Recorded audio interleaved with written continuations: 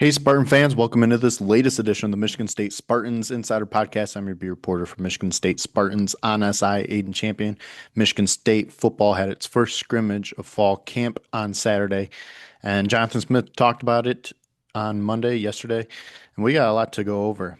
There's a lot we learned about this scrimmage, and I think from what Jonathan Smith had to say that they felt good about certain areas that needed to be improved this offseason.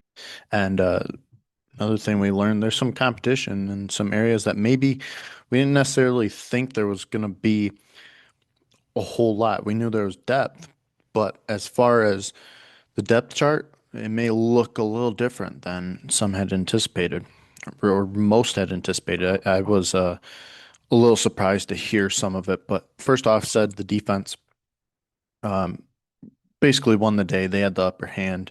Liked what he saw from them, and that's pretty on par with what they had kind of assumed with where defense was at. That I think that's where I would think defense is at. It's further along than the offense, just because the defense had its. I'd say it was more consistent than the offense last year. And while this offense is expected to be a lot better, this defense, is returning some key guys, brought in some key guys, and then Joe Rossi, phenomenal defensive coordinator. And I think as far as the things they knew they needed to clean up, I just think that's coming along nicely. And then I think it helps when everyone's healthy. Jonathan Smith said that, so far in camp, there's no real significant injuries. And so we saw specifically with the secondary, guys need to step up with injuries. And so, that really hurt the defense last year and held it back. But when it's set full health, I mean, I think this could be a really good defense. But so defense uh, won the day. And again, not that much, not that surprising. Um, what was surprising though, Jonathan Smith got into offensive line, said that there's close to 10 guys they're looking at that are competing for jobs. And that does surprise me a bit because I was thinking your front five was pretty set. You got Matt Golban at center, and then um, probably uh, Luka Vincic, and then Christian Phillips maybe as your other guard, and then Connor Moore and Stan Ramil. But that may not be the case. I mean, from what it sounds like, guys are really competing and they're not very set on a starting group yet. There are a lot of guys that they're looking at in that room, which is a good thing. That's a good problem to have, especially with the offensive line.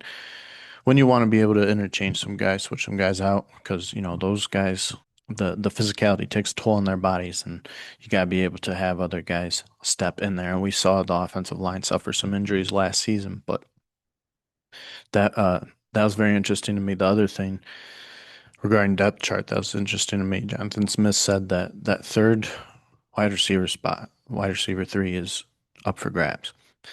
Um, I would have thought that it would. Right now, you'd be pretty set with Nick Marsh as wide receiver one, Omari Kelly as two, and then, or I was even thinking maybe McCray as two, but either him at second or third. But it's up for grabs, and some guys, the guys he named that are fighting for that job, Rodney Bullard, another transfer who came in. Um, McCray was one of them. Evan Boyd from Central Michigan. Back in at Big Ten Media Days, that was a name that came up as an underrated guy. Probably should start talking more about him. And then Braylon Collier, um, freshman. And so that's there's more competition there than I kind of anticipated. I knew there'd be depth, but I thought things would be pretty set at this point in terms of your top three. But we do know Nick Marsh and Omar Kelly are one and two. So um, that's That's to be expected. Again, though, I thought maybe McCray would be a candidate for that number two wide receiver spot, but um, as of now, no position changes. That's something they haven't really looked at. And then, I talked about things that were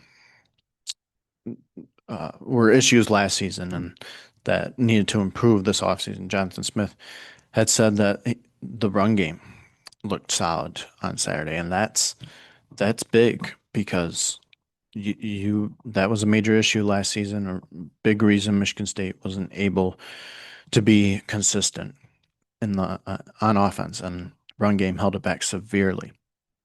But he said they had some solid carries. Mentioned Jace Clarizio as a guy who had some good runs, and that's big too because we've talked about the running back battle, but Jace Clarizio, I mean, that's kind of an afterthought. We talk about the potential he has, but not really someone who could necessarily see a lot of reps this season, a lot of carries. Maybe that's not the case anymore, though. Maybe Jace Clarizio is going to be one of those guys um, that we need to talk about more when we're looking at that running back room because up until this point, it had seemed like the battle had come down to Elijah Tolliver, Brandon Tollis, Mekhi Frazier. But if Jace is pushing those guys, may need to really start considering him. So, and at the same time, that's not really all that surprising because we knew, like I said, we've been talking about the potential that's there for him, and Coach Keith really high on him. So for him to already be making an impact this early on before he even gets uh, his first touches in a real game, that's not all that surprising. Speaking of which, freshman quickly making an impact, Derek Simmons, that's a name continues to come up. Jonathan Smith very high on him. He had said today that, or on Monday, that he's close to competing at this level. And that's big time, especially in this defensive line room, interior defensive line. That was a big topic today, or Monday, because we talked to some defensive tackles, and that's a competitive group. Um, Coach Lange said that, now they're looking for guys to start separating themselves. He wants guys to give him a reason to give them reps. And so that also is a little surprising to me because I had initially been thinking Van Sumeren and Grady Kelly are probably going to be your starters there. I still think Van Sumeren will be because he, was a full-time starter last year. But sounds like you're probably going to be playing a lot of guys. It's one of the deepest rooms on the team, and that's just like offensive line. That's a position that you want to be able to switch in and out, so guys can get some rest and be fresh. But that Derek Simmons certainly sounds like he could be in that mix, and that's huge. I mean, he's a guy that it seems like they're excited about. They're excited about his future with the program. And if they can get him significant playing time early on and develop him early, he's going to be an even better player because of it. Jaden Savory, freshman tight end, another freshman, Jonathan Smith had mentioned, said he stood out on Saturday. So those are some freshmen that are clearly making an impact so far. Some other young guys he mentioned Marcellus Pulliam at inside linebacker. He said overall inside linebacker was impressed with that group on Saturday, and but he mentioned Pulliam specifically. For Pulliam to be getting the call out, I mean that's pretty big for a young guy who has some veterans in front of him. Could see him seeing some significant snaps this season and really making an impact. So definitely one to watch there. And then quarterback Alessio. This guy continues to impress the staff.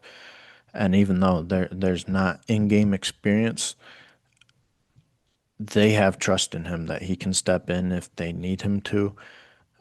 It remains to be said how he's going to be utilized this season. Question was asked to Brian Lindgren a couple weeks ago about, um, if he could be utilized like Aidan was in his freshman season at Oregon State, and Brian didn't know yet. Um, but that's a possibility where he's thrown in there on certain situational play, and Aiden Childs obviously has been very high on him, and so that's a guy that um, you could be looking at in 1 or 2 years as your starting quarterback, and it's good that he's getting the development he needs from the coaches, from great coaches, from Aiden. But I do think he's got to get some more in-game experience first. But like I said, they trust him and they trust that he can be out there and excel for them. So something to consider there. And then talked about red zone, obviously major weakness last season, but said that defense got some stops on Saturday in the red zone, and that's really good for the defense. But then again, defense, if you remember, they were doing that a lot last year too, getting stops in the red zone. They were pretty solid down there. It was the offense that really struggled with executing in the red zone, and to hear that, um, the defense won in that department on Saturday. Yeah, if you're a fan, it's a good thing to hear. But at the same time, it's like, well, where's the offense kind of stand? You'd like to see some improvement there, and you may feel a little iffy about where things stand in that area. So I think we're still kind of unsure about red zone offense, and that's something you really got to get cleaned up because, and Jonathan Smith talked about it, how key it is, the difference in a game when you're unable to put 7 points on the board or even 3 points. Those are game changers, and that was a big reason Michigan State struggled when it did last season and ultimately fell short in some games. So definitely something that needs to be worked on, and I don't really know where it's at right now as far as on offense. So those were, some of the things that stood out to me about what Jonathan Smith had to say about the scrimmage on Saturday. And overall, I guess some good things, but just like with the red zone, I don't really know where the offense overall kind of stands, uh, especially when there's questions at wide receiver in terms of the depth chart and then offensive line. But those are good problems to have. They are. Doesn't mean that they can't identify someone because there's no one stepping up. Just means there's competition. That's what you want in fall camp. So in that regard, it's a good thing. But um, I guess I think we're ultimately just gonna have to wait till August 29th till we really get a grasp of where the offense is at right now. So with all that said, thank you everyone as always for tuning in. Always appreciate your engagement. And we're getting closer and closer to August 29th. And hope you guys are excited. Um, because it's been a long off season, a lot of questions, and there's a lot of uncertainty with this team, but we're getting close to the point where some of those will start to get answered. So again, thank you, and I hope you're all having a great week, and I will catch you next time. Thanks.